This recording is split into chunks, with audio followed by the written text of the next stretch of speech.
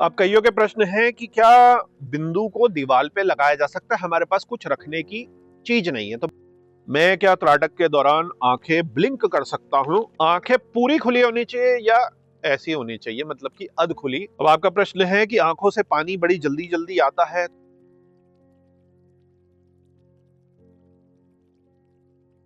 ओम नमः शिवाय मेरे प्यारे शिव भक्तों।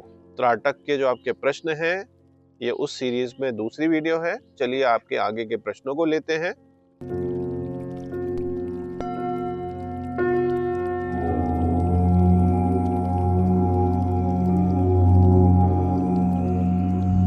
अब कईयों के प्रश्न है कि क्या बिंदु को दीवार पे लगाया जा सकता है, हमारे पास कुछ रखने की चीज नहीं है। तो बिल्कुल आप दीवार पे लगा सकते हैं। पन्ने पे बना लीजिए सफेद और बिंदु बना लीजिए या कुछ और बना लीजिए। कोशिश करिए कि उसके पीछे आप जो है आपके अमेज़न के डिब्बे, फ्लिपकार्ट के या कोई भी गत्ते के पुराने कॉपी के वो हैं, तो उससे मजबूती आ जाएगी, स्ट्रेट हो जाएगा। क्योंकि ये पन्ना तो मुड़ते रहेगा। अब देखिए मेरे को ही दिया प्रिंट आउट, तो 4 जगह से ये अभी दिन से ही मुड़ चुका है। 2-3 घंटे में ही इधर से उधर हो चुका है। तो ऐसा ना हो, बिंदु त्राटक में साफ सुथरा सा रहे। और बिंदु त्राटक में ऐसी आप व्यवस्था बनाइए कि कील लगाकर उसको ठोक ले। और क्योंकि अब वो आपकी साधना की चीज हो गई, तो साधना की चीज में क्या है कि जब आपका बिंदु त्राटक खत्म हुआ, लाल या पीला या सफेद कपड़ा जो है, ये तो मैं आपको सैंपल के लिए दिखा रहा हूँ, बहुत छोटा है ये तो, देवी देवताओं के और शिवलिंग को करने के लिए है। तो बिना आपके मोड़े, लगभग इसी साइज का होगा, उसके अंदर रख के आप किसी सेफ जगह पर रख लें जहां दूसरे का हाथ ना पड़े। मतलब कि समझ लीजिए ये बड़ा कपड़ा कोई है, उसके अंदर कर लीजिए। ऐसा ना हो कि उसमें 50 लोगों की नजर जा रही है और वो लगा हुआ है, वो सही नहीं है। क्योंकि वो एक तरीके से आपके डेटी हो गए, त्राटक साधना में वो आपके एक तरीके से साधना का टूल हो गए। तो ये कुछ प्रश्न थे, अब आगे बढ़ते हैं।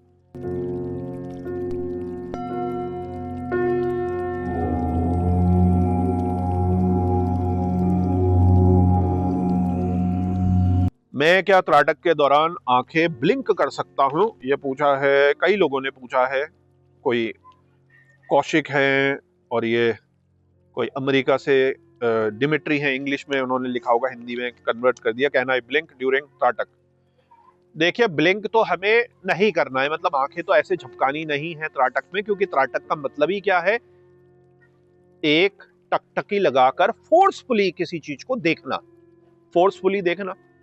और ये षट कर्म के अंदर आता है। तो हमारा जो बैक और फ्रंटल लोब है उसकी क्लियरेंस हो रही है, फोकस आ रहा है हमारा। लेकिन पलक तो झपकेगी ही, और काफी हफ्तों तक झपकेगी।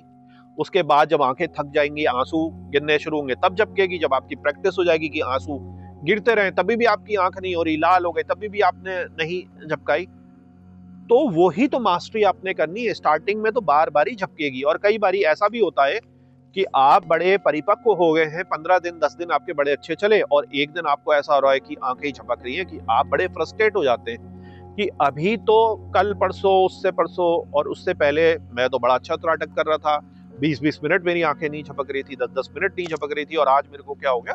आपकी आंखें जो है फटीग हो गई। आपकी दिनचर्या कुछ ऐसी चली ऑफिस में, पढ़ाई में, कि आपकी आंखें थक गई हैं। तो एक दिन रोक कर आप अंतर त्राटक कर लीजिए, अंतर ध्यान कर लीजिए उसमें ना, अंदरूनी त्राटक जो है, और डिसकंटिन्यू करके अपनी आंखों को रेस्ट दीजिए।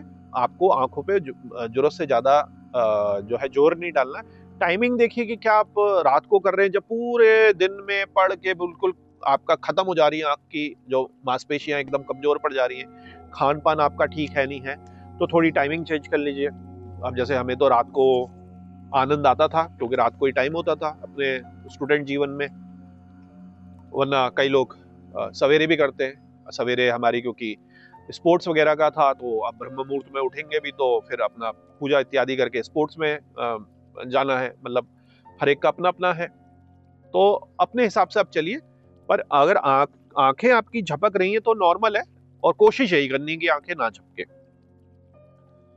तो इस स्लाइड ब्लिंकिंग ओके? हाँ बिल्कुल।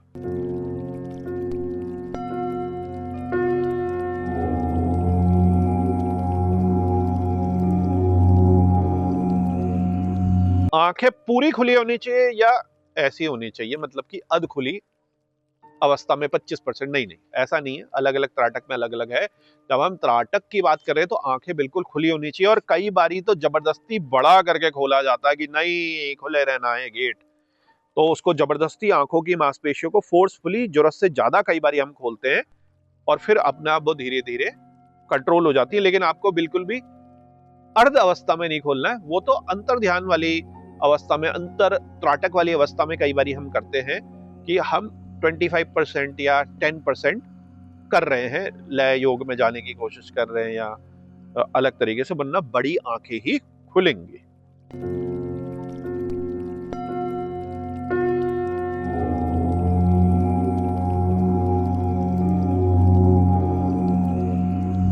आंखें ब्लर हो जाती हैं, ये शंकर और जय पूछ रहे हैं। ब्लर तो देखिए होंगे ही, क्योंकि आंसू आने लग जाता है, हवा सूख जाती है, जब आप ब्लिंक नहीं करते आंख तो क्या होता है, देखिए ड्राइनेस हो जाती है।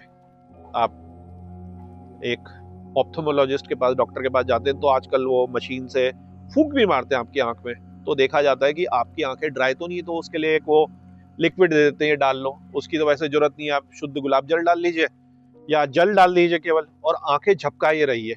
मोबाइल और कंप्यूटर में क्या होता है, जब हमारा प्रोलॉन्ग्ड यूजेस हो जाता है तो हम झपकना भूल जाते हैं, क्योंकि हमें बड़ा आनंद आ रहा होता है, उसको एक भी सेकंड हम मिस नहीं करना चाह रहे होते हैं। नेचर में तो मिस कर देते हैं, कोई वादियां हैं, पहाड़ियां हैं, तो आप आंखें झपकती ही रहती हैं। तो प्रोलॉन्ग्ड डिजिटल यूजेस के कारण ये दिक्कत है, उसके कारण ड्राइनेस खत्म हो जाती है। ड्राइनेस जब खत्म हो गई तो हमारी जो पलके नीचे गिरती है ना, वो एक तरीके से पानी का वाइपर कर रही है, जो कार को साफ कर रही है एक तरीके से, तो वहां पर ब्लरिंग शुरू हो जाती है। तो उस पर आप अपनी जो है ध्यान दीजिए वेटनेस को, आई की 2-3 बारी बर्फ का पानी, ठंडा खीरा इस तरीके से रखिए। और किसी को अगर ज्यादा ही हो रही है और शुरुआत में दिक्कत है, तो मैंने कई बारी आपको बताया, मुलायम सा कॉटन का रुमाल रखिए, एक कटोरी और एक सूखा तौलिया रखे, मान लीजिए ये सूखा तौलिया ये है, और मान लीजिए एक छोटा सा रुमाल ये है, तो आपने वो जो कटोरी में पड़ा है उससे 2 मिनट आपने ऐसे करा, 30 सेकंड ये करा, फिर आपका मुंह थोड़ा पानी से हो जाएगा, उसको सुखा लिया, तो इससे विशेष लाभ मिलेगा, क्योंकि आपने अभी बैठना सीखा है। त्राटक की 2 चीजें मैं आपको बताता हूँ, एक तो आंखों की प्रैक्टिस, त्राटक और षटकर्म का भाग है, और फोकस का, और ब्रिज है त्राटक, अंतर और मतलब बाहरी और अंतर का। अभी जो हम बिंदु की, अग्नि की बात कर रहे हैं, बाहरी त्राटक है, एक्सटर्नल त्राटक है। इससे फिर आप अंदर के त्राटक में जाएंगे, जिसमें आंख खोलने की जरूरत नहीं पड़ती। ये सारी चीज क्या है, शुद्धिकरण की है, आप समझिए, ये सारी चीज जो है शुद्धिकरण की है। इसमें आंखों के साथ साथ आसन जमाना बड़ा ही इंपॉर्टेंट है। त्राटक आपको आसन जमाने के लिए कह रहा है। एक पहर हो गया 3 घंटे, कितने लोग बैठ सकते हैं? क्यों? क्योंकि आंखों की तो लिमिट है।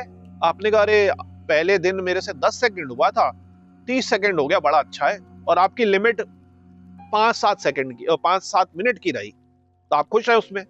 लेकिन नहीं, यदि त्राटक आप कर रहे हैं, और एक्सटर्नल त्राटक अभी चलेगा, मिरर त्राटक भी एक्सटर्नल है, ब्रिज है, एक्सटर्नल इंटरनल हो जाता है, उसमें भी आपको बैठना तो है आधा पौन घंटा, 1 घंटा, 1.5 घंटा, 2 घंटा, आसन जहां जमा दिया।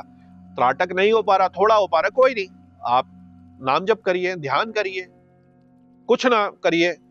त्राटक खत्म हो गया, लाइट सा म्यूजिक बजा लीजिए, जिससे आपका माइंड जो है फोकस में हो जाए ना, और फिर वापस आप आइए उसमें आधे घंटे बाद, या नहीं भी आ रहे तो आसन में जमना बहुत इंपॉर्टेंट है, क्योंकि आगे साधना की सीढ़ियां तो वैसे ही है। तो आसन में जमने को आप बिल्कुल मत इग्नोर करिए।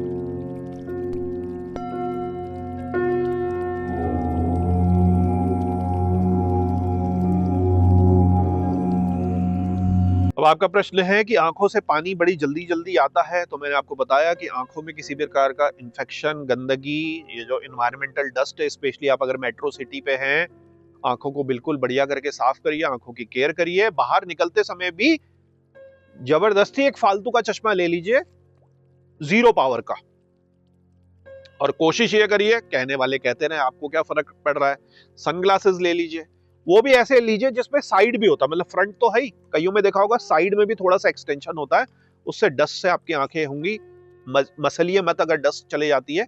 इन चीजों से बचिए, आंखों को रिलैक्स करिए, वाटरी जो आपकी आंखें हैं वो नहीं होंगी, और साधना करने से पहले आप ठंडा खीरा या थोड़ा ठंडा पानी, उससे 10-15 मिनट योग निद्रा में लेट जाइए, पूरा रिलैक्स होके ऑफिस से आने के बाद, पढ़ने के बाद, कॉलेज के बाद या लाइट खाना खाने के बाद, कैसे भी आप चाह रहे हैं, उससे आपको बहुत ही ज्यादा बेनिफिट होगा।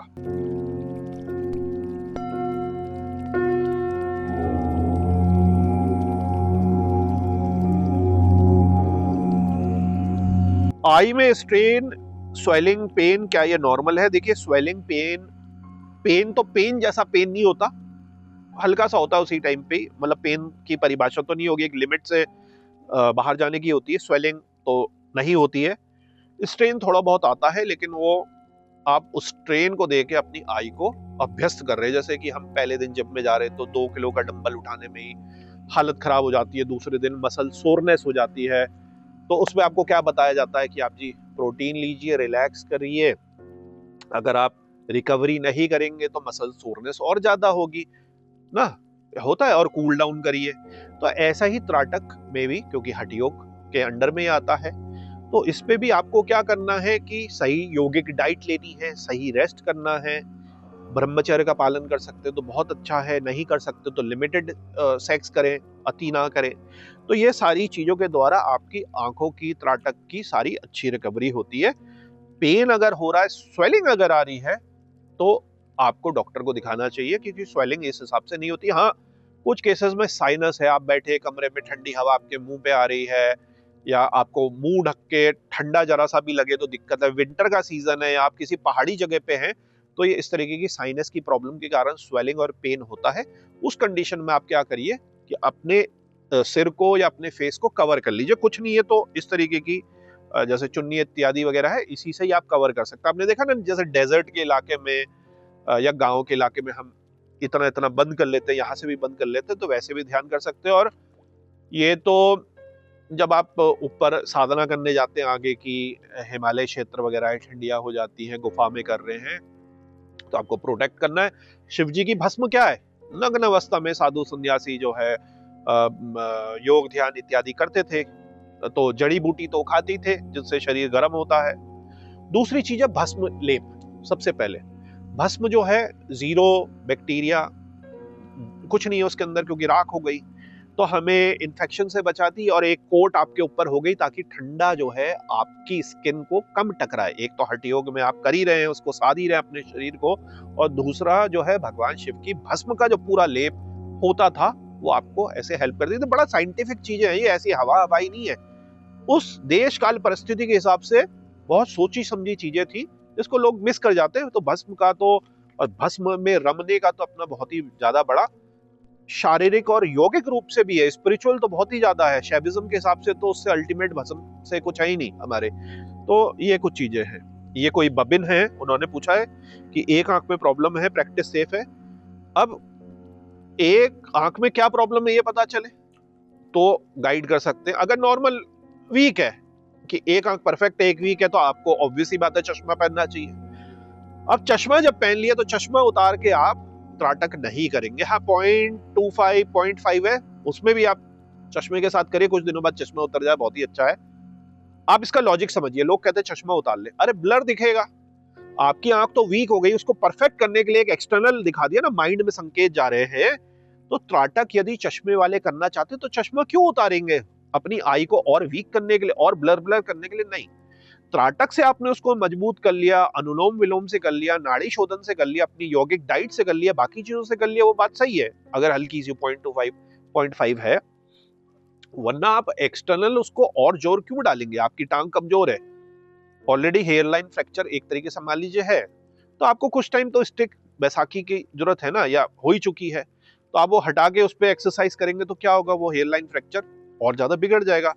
आई डोंट नो ये लॉजिक क्या है, पर अपने एक्सपीरियंस से मैं आपको बता रहा हूं। तो अगर आपकी एक आंख कमजोर है, एक आंख बिल्कुल परफेक्ट है, तो चश्मा लगाकर आप जो है त्राटक साधना कर सकते हैं। और उसमें अगर दिक्कत है तो थोड़ी सी देर के लिए देखिए और आंखें बंद कर लीजिए, अंतर ध्यान त्राटक में चले जाइए, तो वो आप कर सकते हैं।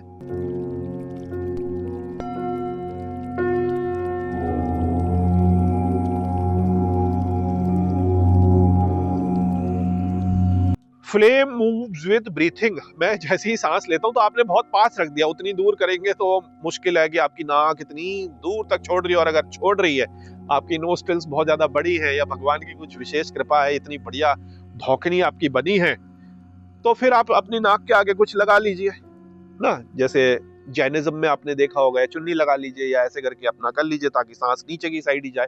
अगर ऐसी आपकी धौकनी जैसी वहां तक हिल रही है वो बार बारी, तो ऐसी दिक्कत में ये सोल्यूशन आप कर सकते, कोई उसमें दिक्कत की बात नहीं है।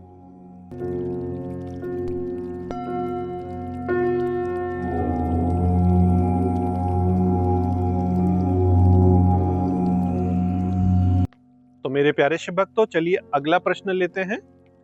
यह आया है गुरप्रीत जी का, dark room versus light room लिखा है, मतलब कि कमरा जो है वो बिल्कुल अंधेरा होना चाहिए या उसमें रोशनी होनी चाहिए। तो ये तो डिपेंड करता है आप कौन सा त्राटक कर रहे हैं। अगर बिंदु त्राटक कर रहे हैं तो दिखना चाहिए साफ साफ, दीपक त्राटक कर रहे हैं तो आपका रोशनी बिल्कुल कम या नहीं होनी चाहिए। दर्पण त्राटक कर रहे हैं तो जो आपका बल्ब है उसकी ग्लेयर और फ्लेयर ना आपके मिरर पे सामने पड़े जहां सामने आप देख रहे हैं, और ना सामने से आपकी आंखों की तरफ पड़े।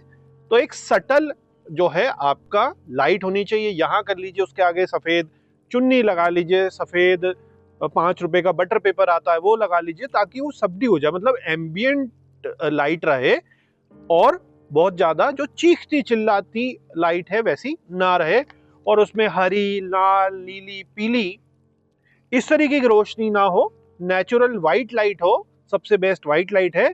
पुराने समय के जो पीले पीले बल्ब होते थे, अगर किसी के वहां हैं तो उनको भी मैं कहूंगा कि व्हाइट रोशनी में ही वो करें तो ज्यादा अच्छा है।